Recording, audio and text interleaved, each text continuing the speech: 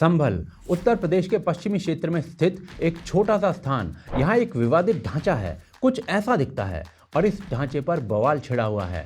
स्थिति दंगे जैसी है। हमें आत्मरक्षा का अधिकार है, हम कोई मरने के लिए भर्ती थोड़ा ही हो रहे हैं पुलिस में। हिंदू पक्ष कह रहा है कि ये हरिहर मंदिर है जिसके लिए वो सैकड़ों सालों से लड़ रहा है, पर दूसरा पक्ष इसे कोरी बकवास बता रहा है। जहाँ पे भगवान कल्कि का अवतार होना है, वहाँ पे एक मंदिर का निर्माण हुआ था जिसे हम लोग हरिहर मंदिर के नाम से जानते थे, और विष्णु जी और शिव जी दोनों का यहाँ पे प्राकट्य मिला था, इसलिए इसको हरिहर मंदिर के रूप में बनाया गया था, स्थापित किया गया था। परंतु क्या इस बात का कोई प्रमाण है कि विवादित ढांचा ही हरिहर मंदिर है? Babur ordered his general to destroy that temple and the mosque was built on his orders. क्या है वो पौराणिक कहानी जो इस ढांचे को मंदिर बताती है? अंग्रेजों की रिपोर्ट क्या कहती है इस ढांचे पर? और आर्कियोलॉजिकल सर्वे ऑफ इंडिया की रिपोर्ट में क्या निकल कर आया है? कैसे स्तंभों को प्लास्टर से छुपाया गया था? जानने के लिए वीडियो को अंत तक देखिए और चैनल को सब्सक्राइब कर लीजिए।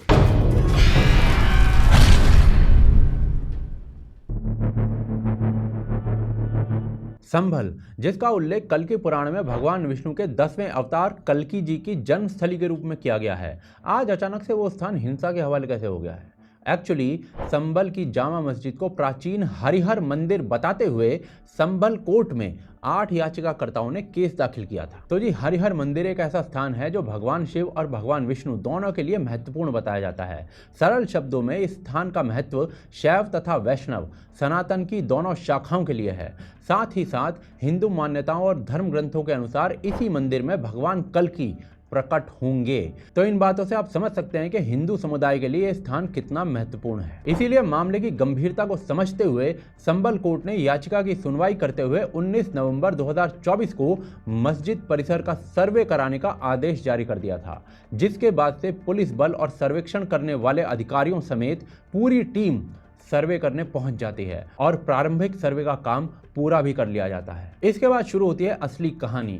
पहला सर्वेक्षण का कार्य शांतिपूर्वक तरीके से पूरा होता है, परंतु जब सर्वे की टीम 24 नवंबर को दूसरा डिटेल्ड सर्वे करने पहुंचती है तो विवादित जामा ढांचे के चारों तरफ समुदाय विशेष की एक भीड़ इकट्ठी हो जाती है, जिसके लिए सुरक्षा को ध्यान में रखते हुए भारी पुलिस बल का भी मौके पर इंतजाम किया जाता है। पुलिस की ओर से उस भीड़ को नियंत्रित करने के लिए लाउड स्पीकर से ऐलान भी होते हैं। परंतु कुछ ही समय बाद भीड़ अपना उग्र रूप धारण कर लेती है और पुलिस तथा सुरक्षा कर्मियों पर भयानक पत्थरबाजी शुरू हो जाती है। पत्थरबाजी में महिलाएं तक भी शामिल थी जो छतों से पत्थर फेंक रही थी। इसके साथ ही सरकारी गाड़ियों पर चिन्हित करते हुए आगजनी की जाती है, जिसके पश्चात भीड़ को खदेड़ने के लिए पुलिस लाठीचार्ज करके हल्का बल प्रयोग करती है और आंसू गैस के गोले दागे जाते हैं।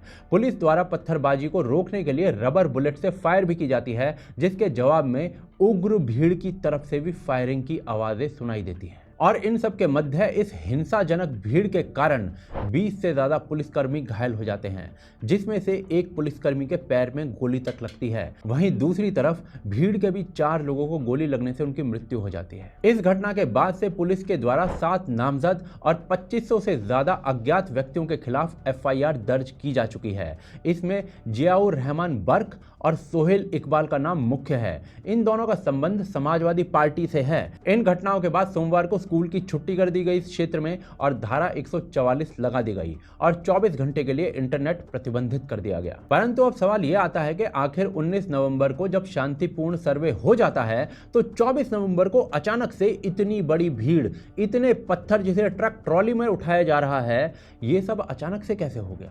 वहां सुबह 7 बजे इतनी भीड़ कैसे आ गई? तो देखिए, प्रथम दृष्टया ही एक सोची समझी साजिश लग रही है और इसी के आधार पर इसकी जांच भी की जा रही है। 22 नवंबर को पहले सर्वेक्षण के पश्चात जियाउर रहमान बर्क इसी विवादित ढांचे में जाकर नमाज अदा करता है और वहां भीड़ को इकट्ठा करके भड़काता है और इसीलिए इसे FIR में आरोपी नंबर 1 बनाया गया है। इसके साथ ही सोहेल इकबाल भी भीड़ को उकसा कर कहता है कि जियाउर रहमान बर्क, हम तुम्हारे साथ हैं, तुम आगे बढ़कर अपने इरादे पूरे करो।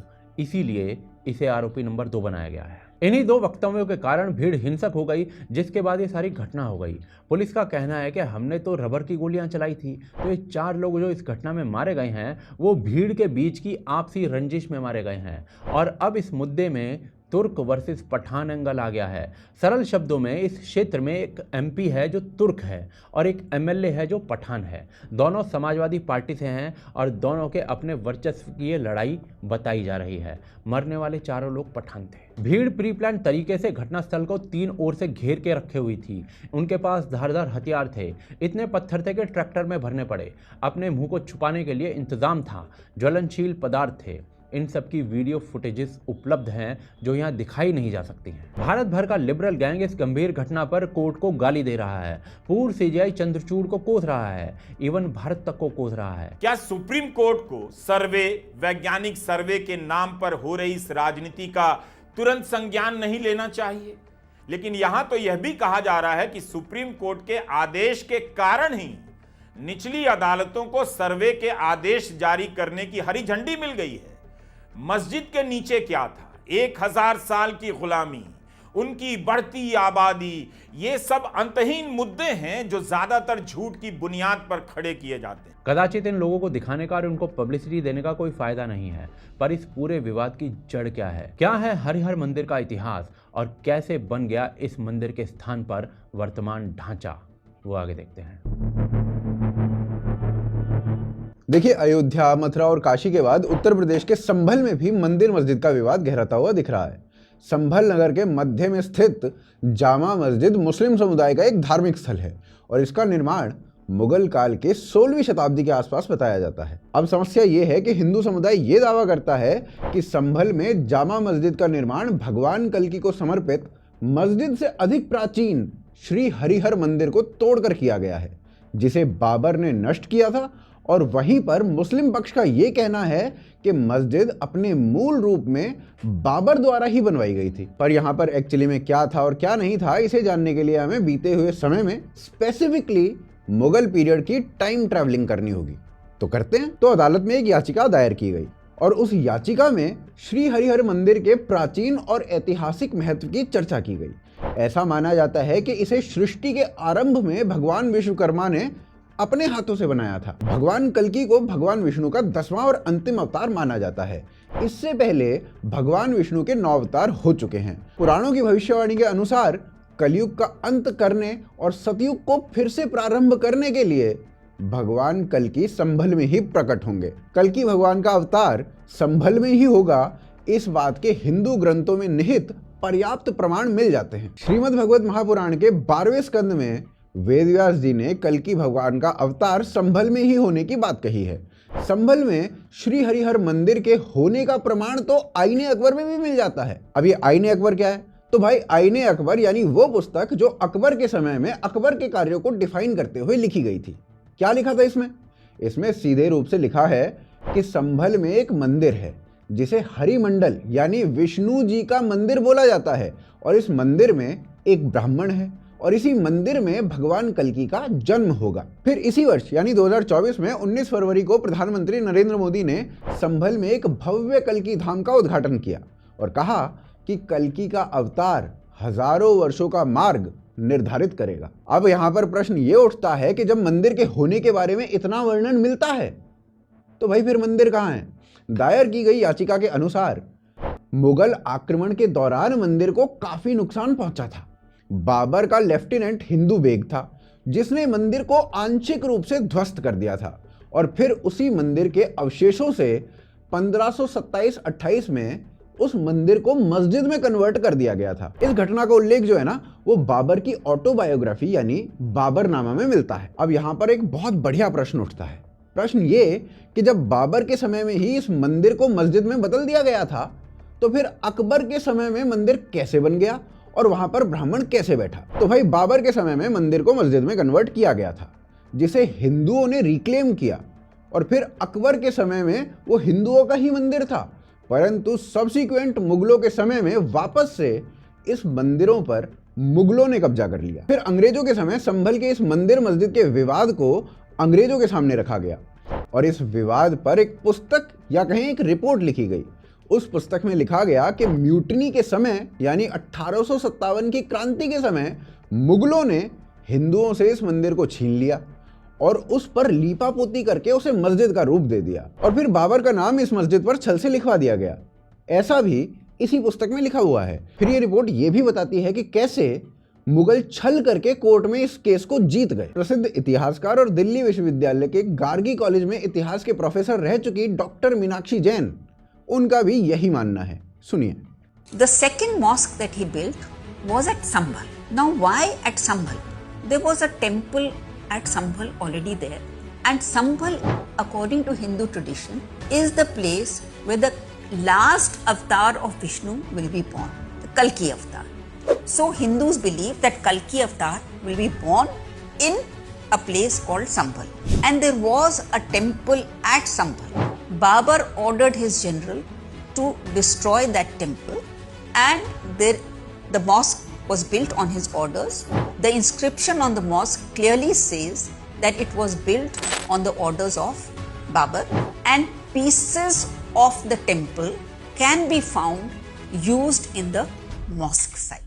इतिहासकार श्री राम शर्मा ने भी 1940 में लिखी अपनी पुस्तक the religious policy of the Mughal emperors, उसमें लिखा है कि बाबर के एक अधिकारी हिंदू बेग ने संभल में एक हिंदू मंदिर को मस्जिद में बदल दिया था। अब इन सब बातों पर ध्यान देकर एक बात तो स्पष्ट हो जाती है कि अयोध्या की ही भांति इस मुद्दे पर भी जांच की आवश्यकता है। पर भाई साहब, इस मस्जिद को बने हुए तो लगभग 400 वर्ष हो गए हैं और ऐसा मुसलमान कहते हैं। तब इसका अचानक से निरीक्षण क्यों हुआ? कैसे ये मामला कोर्ट तक पहुंचा और इस पर कोर्ट ने अब तक क्या क्या कहा है? और साथ ही क्या कोई प्रमाण भी है कि मंदिर के मलबे से ही मस्जिद का निर्माण किया गया था? ये सब बातें ना अगले अध्याय में देखेंगे। आज संभल में जो हो रहा है वो अत्यंत भयावह है।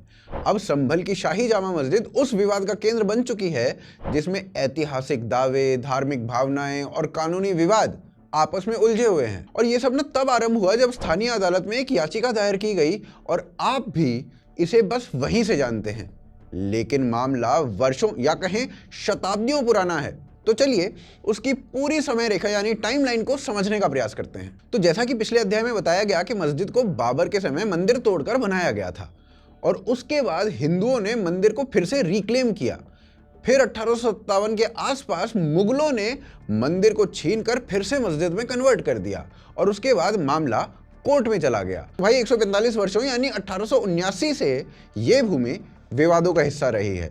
ब्रिटिश शासन के दौरान इस स्थल को सरकारी संपत्ति माना जाता था, परंतु मुस्लिम पक्ष हमेशा इस स्थान पर अपना दावा एक इबादतगाह के रूप में और हिंदू पक्ष एक मंदिर के रूप में कर रहा था। तो यहाँ पर कॉन्फ्लिक्ट ऑफ इंटरेस्ट उत्पन्न होता है और ब्रिटिश कोर्ट निर्णय लेती है कि आर्कियोलॉजिकल सर्वे ऑफ इंडिया के द्वारा यहाँ पर एक सर्वे कराया जाएगा।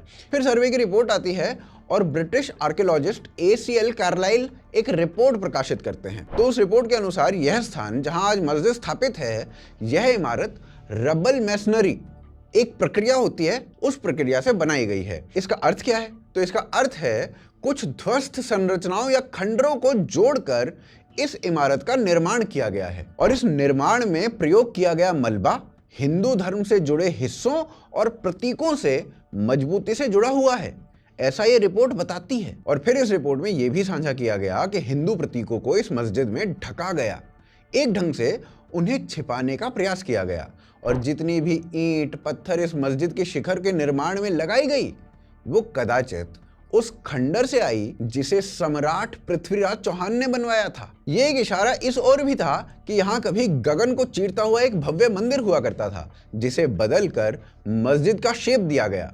रिपोर्ट में आगे ये भी बताया गया कि जब यह रिपोर्ट बनाई जा रही थी तो उस एरिया के मुगलों से पूछा गया था कि इस मस्जिद पर जो बाबर का नाम लिखा है वो कैसे आया। तो कई मुस्लिम समुदाय के लोगों ने माना कि छल से उस नाम को लिखा गया है। फिर रिपोर्ट कहती है कि कोर्ट में सारे मुस्लिम समुदाय के लोग एक हो गए और उन्होंने झूठी गवाही दी कि यह बाबर का नाम इस मस्जिद पर हमेशा से लिखा हुआ था, और हिंदू माइनॉरिटी में होने के कारण वो केस हार गए। केस भले ही हिंदू हार गए हों, परंतु उन्होंने अपनी दावेदारी को कभी नहीं छोड़ा। विवाद चलता रहा। फिर इस विवाद को शांत करने के लिए 1920 में एंशिएंट मॉन्यूमेंट प्रिजर्वेशन एक्ट के तहत इसे संरक्षित स्थल का दर्जा दे दिया गया। समय बीता, भारत स्वतंत्र हुआ और भारत का विभाजन भी हुआ, और यह मुद्दा समय के साथ शांत होता गया। फिर 1970 का दशक भारत के इतिहास में एक कलंकित समय साबित हुआ, जब प्रधानमंत्री इंदिरा गांधी ने आपातकाल लागू कर दिया।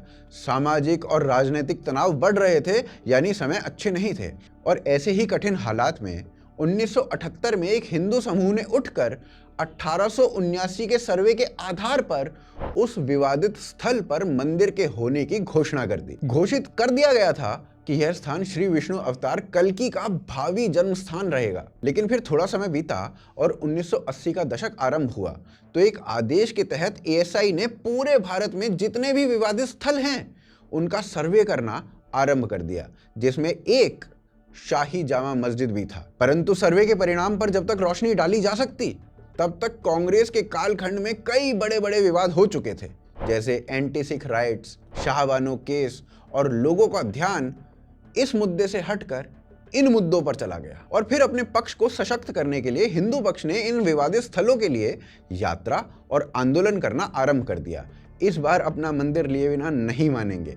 और वह आंदोलन जिसने सबसे अधिक ध्यान आकर्षित किया वह था राम जन्मभूमि का आंदोलन। फिर इवेंचुअली हिंदू पक्ष ने इसे सफल बनाया। लेकिन 1991 में प्लेसेस ऑफ वर्शिप एक्ट लगा दिया गया ताकि हिंदू राम जन्मभूमि के अलावा किसी और साइट पर अपना अधिकार क्लेम ना कर सके। मगर यह एक्ट इतना बुरा ड्राफ्टेड है कि इसमें लूप होल्स निकालकर हिंदुओं ने मथुरा, ज्ञानवापी और संभल जैसे कई मंदिरों पर अपना क्लेम किया। और सुप्रीम कोर्ट ने ज्ञानवापी के लिए कहा कि 1991 का places of worship act Gyanvapi पर लागू नहीं होगा। अब चलते हैं वर्तमान की ओर। और अब तक एएसआई ने अपना पहला सर्वे पूरा कर लिया है, जिसमें मुस्लिम पक्ष ने शांति से सहयोग किया। आखिर जब संभल में पहली बार सर्वे शांतिपूर्ण तरीके से हो गया तो दूसरी बार सर्वे कराने के आदेश दिए गए, तब हिंसा क्यों भड़की? जिसका एक कारण यह था कि 19 तारीख को ही केस की सुनवाई हुई और 19 तारीख को ही कोर्ट ने अपना पहला सर्वे करवा दिया। यानी मुस्लिम पक्ष को तैयारी का समय नहीं मिला।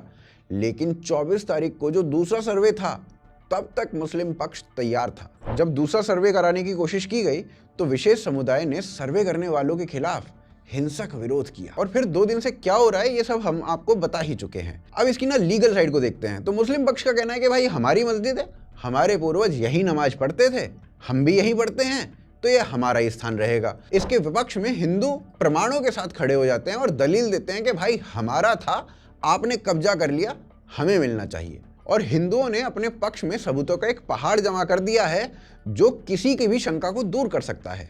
तो फिर वो सबूत क्या हैं, अगले चैप्टर में जानते हैं। देखिए, इतिहास साक्षी है कि भारत के पौराणिक धार्मिक स्थानों का भंजन इस देश में हुआ है, जिसमें से 1800 के लगभग मंदिर तो इतिहासकार सीताराम गोयल और उनके साथियों ने अपनी book Hindu temples what happened to them में ट्रेस किए हैं। तो ये कोई पब्लिसिटी स्टंट नहीं है, बल्कि वह बात है जिसका निर्णय वर्षों पहले कोर्ट से हो जाना चाहिए था। प्रश्न ये आता है कि क्या कोई प्रमाण है विवादित ढांचे के हरिहर मंदिर होने का? तो जी, अंग्रेजी शासन के दौरान 1879 में आर्कियोलॉजिकल सर्वे ऑफ इंडिया ने इस इलाके में एक सर्वेक्षण किया था, जिस सर्वे का नाम था tours in the central Doab and Gorakhpur 1874-75 and 1875-76। अपने इस सर्वेक्षण की रिपोर्ट में एएसआई ने बताया कि ये जो ढांचा है ना, ये पहले एक मंदिर था।